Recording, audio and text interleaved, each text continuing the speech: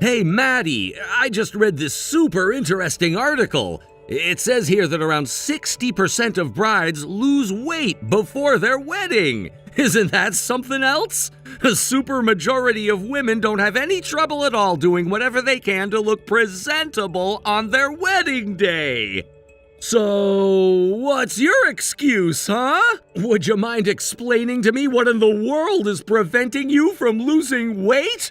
My God, Maddie, I swear you look like you've gained weight over the last few weeks. There's no way you're gonna fit into the wedding dress you picked out. It already looks like you're gonna rip it in half the next time you put it on.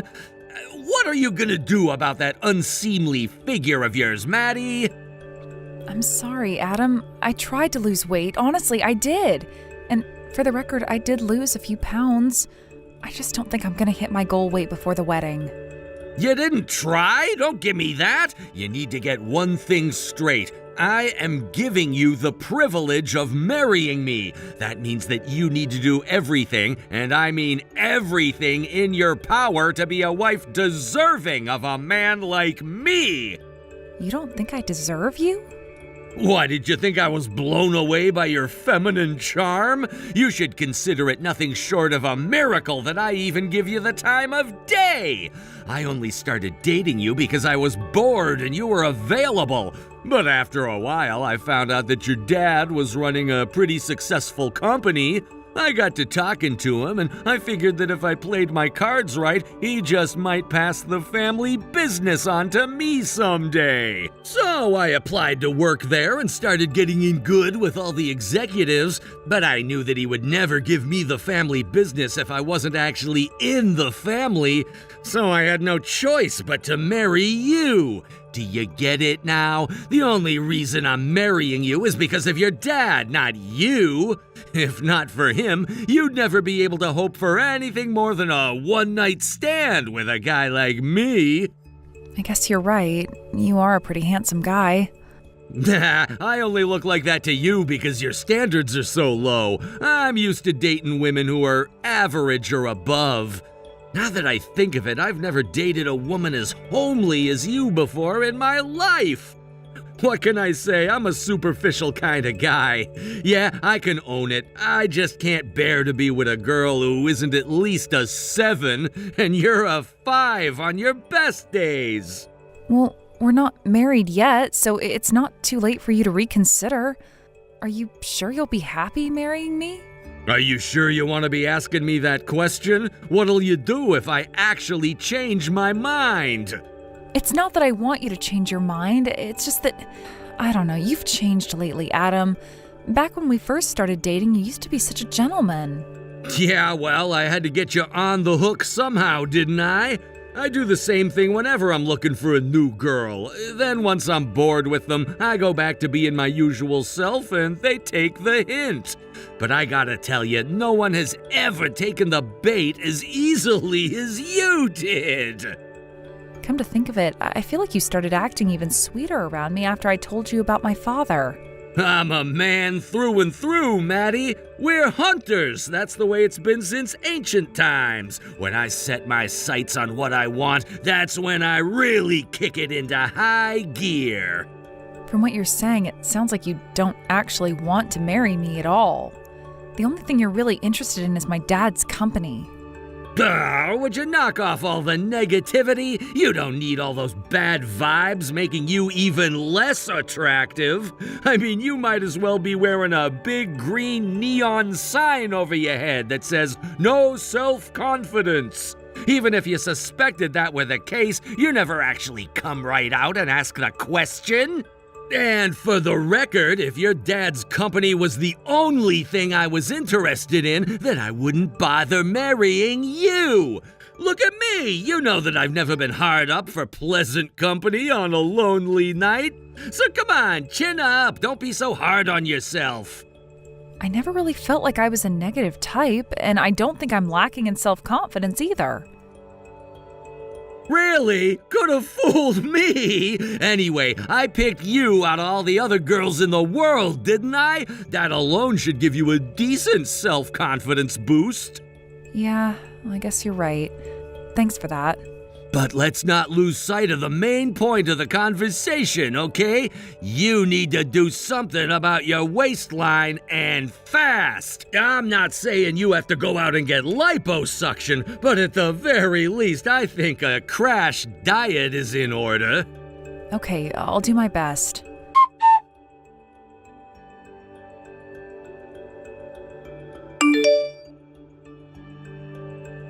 Hey, where did you go, Maddie?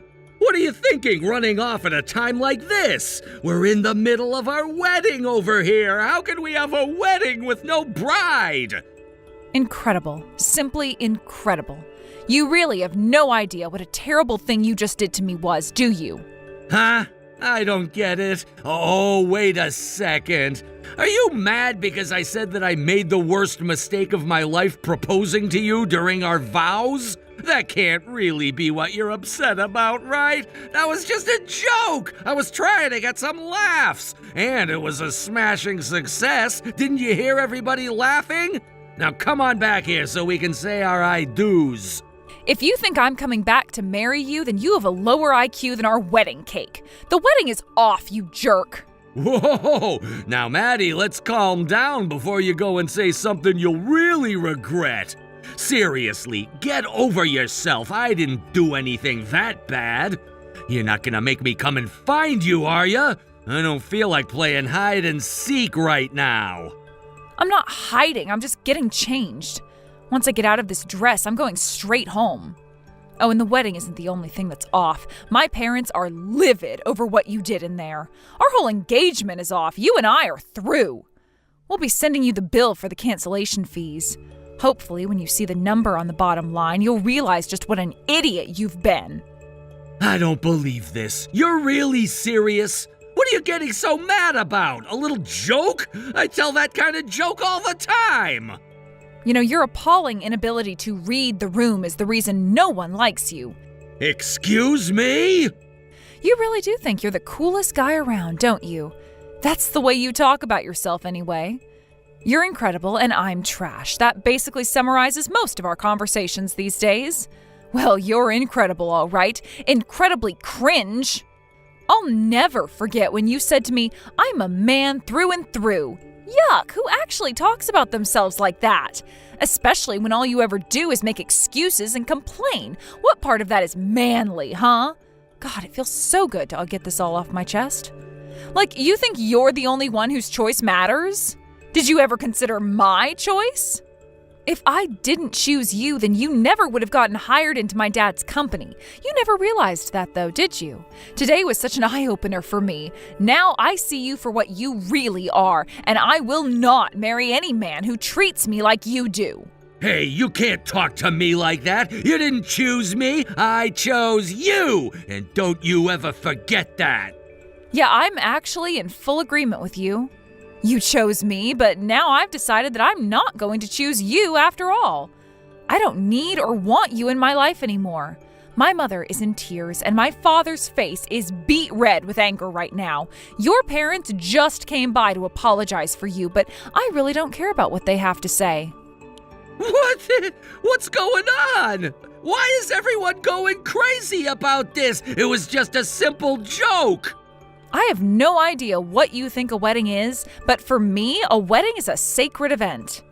It's certainly not the time for such lowbrow jokes as what you said during our vows. I'd rather be single forever than marry a guy who thinks it's okay to talk about his bride-to-be like that. What do you want from me? It was a freaking joke. I didn't mean it. That's why it's a joke. What's the matter? Don't you like jokes? Why do you have to make everything so difficult? Look, I don't want to deal with your emotional breakdown, all right? Just get back here so we can finish the wedding. I'll apologize all you want when we're finished. You want to know how much you suck? All of your friends are even coming to apologize to me. They are completely fed up with you. What? Why are my friends talking to you? And what are they apologizing to you for? They felt bad for laughing at what you said during the ceremony. It's one thing for you to talk like that when you and your buddies are playing video games or hanging out at the bar, but this was neither of those, and they realized that. Once they thought about it for a second, they saw that it was wrong to be laughing along with you. How did a creep like you end up with such decent friends? No way! They actually said that to you? I didn't do anything wrong, though! Oh yeah? Let's refresh your memory of what you said to me. My ex-girlfriend had an incredible body, and she was the hottest woman I've ever been with. And now look what I've gone and done to myself. I chose to marry a woman who couldn't even drop a few pounds before her wedding in order to fit into her dress. And as a result, her shoulders look like the chocolate coming out of the fondue fountain. And if you think she looks bad dressed, imagine how bad she looks when she's naked. Every time I look at her reminds me of what I lost when I broke up with my ex. I guess I'll just have to close my eyes and imagine she's my ex, just like I do whenever I'm in bed with her. So exactly what part of that was the super funny joke that I should be okay with? Your friends said they were utterly disgusted with you. No, they didn't. I know they thought it was funny. I mean, that's the joke. The joke was that I say all of that bad stuff about you and then say that I chose you anyway. I was saying I like you so much that I'd be willing to put all the other girls behind me. That's nothing you should be getting this mad about. You said you wish you were marrying your ex, right? Well, then go ahead and call her over to the chapel. See if she'll take you. I guess you're still bitter over the way you broke up, or should I say the way she broke up with you. And after what just happened, I have a pretty good idea of why she did that. Hey, it was mutual when me and her broke up. Yeah, you keep telling yourself that. Anyway, all of your friends are siding with me on this. I think it's pretty clear that you are the one who's in the wrong.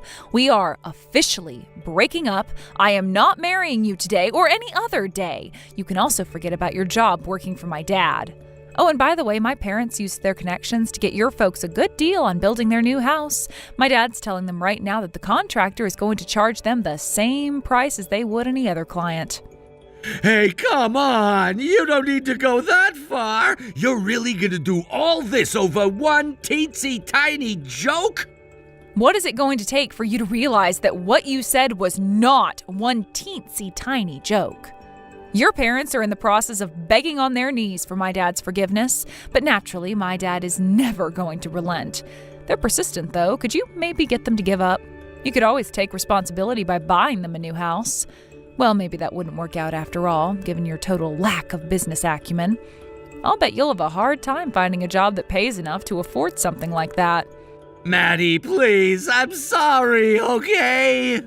And there it is, the first apology I've ever received from you. It's a pity that you're only apologizing in a desperate attempt to save your skin. You're not going to get out of this that easily, though. No, you need to live with the consequences of your actions for the rest of your life.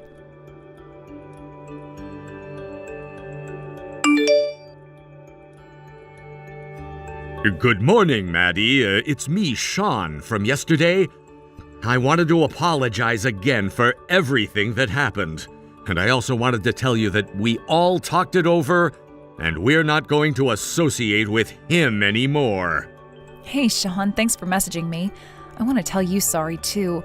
You took all the time out of your busy schedules to come and celebrate our wedding with us, only for it to wind up in a total debacle.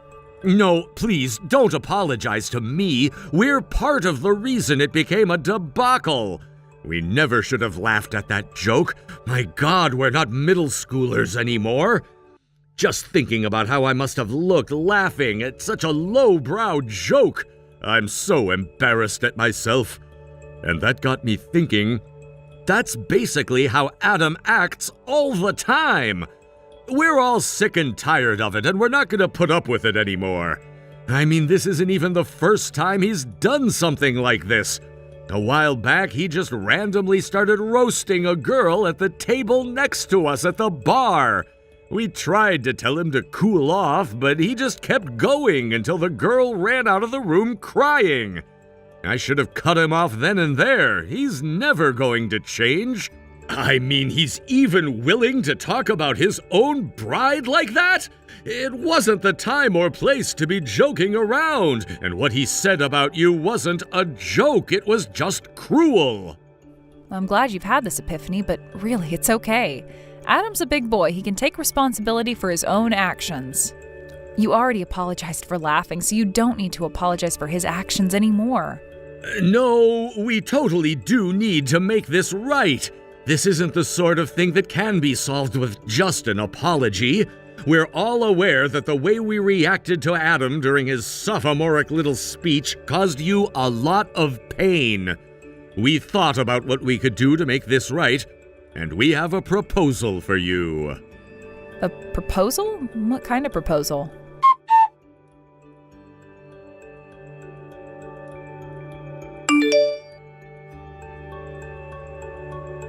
Oh my God, Maddie! You're hot? Like you lost a ton of weight! What happened to you? I didn't even realize it was you at first! I don't have the time or patience to have this conversation with you. You owe me money, and I expect you to pay it soon. That's all I wanted to say to you. Goodbye. Not so fast! You owe me an explanation! How did you lose so much weight so quickly? Was it for me? Did you lose all that weight to impress me and get me to take you back? I see some things never change. You're just as dense as you always were. I'm the one who left you. You are not in a position to take me back. Then why? Tell me what happened. It's simple, really. I started going to the gym. Your friends put their heads together and came up with a diet and exercise program for me. One of them's even offering me his services as a personal trainer free of charge. They felt so bad about laughing at your speech at our wedding that they felt like they had to do something. And most of what they know is video games and working out, so they decided to use their knowledge on the latter to help me out. Seriously, how did you ever get those guys to like you? They are all way nicer guys than you. Wait, do you mean Sean? It's gotta be him. He's the only guy I know who's a personal trainer. But he's really doing it for free? He's one of the most sought-after trainers in the city. All the big shots hire him. He usually charges over $100 an hour. He's offering me a special rate, and the rest of your friends are covering that for me. But it's quite a sacrifice they're all making for me, so I thought I owed it to them to do my best. I followed all of his diet advice and went to his gym 4 times a week. The weight started falling off right away. I can see why he's so successful. Well, hey, that's great. I'm happy for you. I sure have great friends, don't I? And just think, if you get back together with me, you can hang out with those guys as much as you want. Isn't that what you want, to get back together with me? Get over yourself, you narcissistic freak show. You think I want to get back together with you? You're the one who's desperate to get back together with me. I've heard everything, you know. Every single one of your friends has cut you off. Isn't that right? Well, yeah, for now. They'll come back around eventually, though. I wouldn't count on it. They're thoroughly disgusted with you. And it's not just about the wedding, either. It turns out they've all lent you money at some point, and you've never paid any of them back. They've only kept inviting you to stuff because none of them realized that everyone else hated you. They said they're just going to forget about your debt and take the opportunity to walk away from you. Why are you talking to my friends so much anyway? The money I've borrowed from them has nothing to do with you. Butt out! You really are a creep, you know that? You used a fake sob story to borrow money in secret from all of them, making sure they never told anyone else. That way, they all felt too guilty to turn you down or stop hanging out with you. Do you get now how much everyone hates you? They would rather lose out on the money they lent you than have to deal with you anymore. Hey, give me some credit. I was gonna pay them all back, eventually. If I kept moving up in your dad's company, I would have had the money in no time. That's why I thought I'd be safe to borrow so much. But now my plan is ruined thanks to you. That's no different than borrowing money to play the lottery. And speaking of my dad's company, if you really wanted to get in his good graces, don't you think you should have been a little bit less of a pompous jerk? You acted like you already owned the company before you even started working there. Well, I would have if you just played along. Oh, and one more thing. I heard something interesting about your ex-girlfriend. She was a stripper, wasn't she? Well, yeah, originally, I guess, but how did you find out about that? You didn't talk to her too, did you? No, your friends told me all about her. And what do you mean originally? Did she quit stripping in order to be with you? No, She had some personal reasons that kept her from being able to quit, but we were dating, honestly. We hung out all the time when she wasn't working. Personal reasons? Such as? She had to work to support her family. Her parents and siblings didn't have much money, so she kept working at her club, but we dated in her off time. Ah, the old stripper with a heart of gold trope. Tell me, did you give her a lot of gifts, money, jewelry, that sort of thing? Well, yeah, I'm a man, aren't I? And she was my girl. I wanted to support her in any way I could. She was always really, really grateful. She felt so guilty about taking so much money from me, but I was glad to give her whatever I could. Wow, I gotta hand it to your stripper girlfriend. She really understands how men like you work. What are you trying to say, huh? I'm not like all the other guys that go to the club to give her money. She was serious about me. Right. So tell me, if she was so serious about you, why did you break up? That's what I want to know. One day she just disappeared. She said one of her family members was sick and in the hospital, and she needed to save up enough money to pay for their medical bills. That's why she was working so hard at the club. But then one day she stopped answering my texts and quit her job at the club. I went around to all the hospitals in the area to see if maybe her family member was in one of them. But wherever I asked, they always told me they couldn't disclose patient information. I'm really concerned about her. I'll bet that she felt guilty for accepting all the gifts I gave her, and it just became too much for her to bear. Nah, I don't think she felt guilty or anything. Girls like her aren't capable of feeling guilt. She probably just used you for all she could and moved on to her next mark. Wait, are you saying you think she was lying to me? No way, she would never do that. You can go ahead and believe her story if you want to, but me and all your friends shared a pretty good laugh about it when they told me the story. This is no laughing matter. We were in love. What we had was real. You all don't know anything about the time we shared together. If you want to believe her story, go ahead. Whatever makes you happy. But that's why you had to borrow money from your friends, right? You ran out of money and she kept asking for more? She didn't ask for it. I willingly gave it to her. And then she ghosted you. She must have had a very good reason. Man, she was so hot.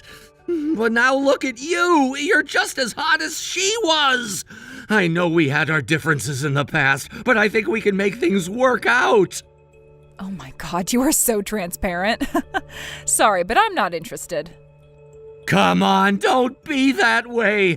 If you won't marry me, could you at least lend me some money? Your dad fired me. My parents are mad at me. My friends won't talk to me. I'm completely broke. I've got no savings, nothing to live on. You're the only one I can turn to. I'm sorry for everything I did, so please, can't you cut me a break? You're incredible as always, Adam. Do you actually think I would say yes? I don't know whether I should laugh at you or pity you. Actually, you know what? I'm going to laugh at you. Get lost, loser.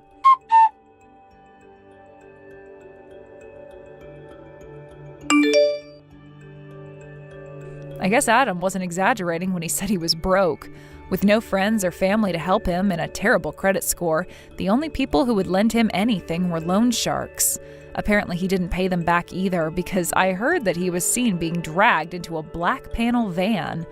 So I don't know where he is right now, but wherever he is, I hope it really, really sucks. As for me, I'm doing great. I'm healthier and happier than ever before.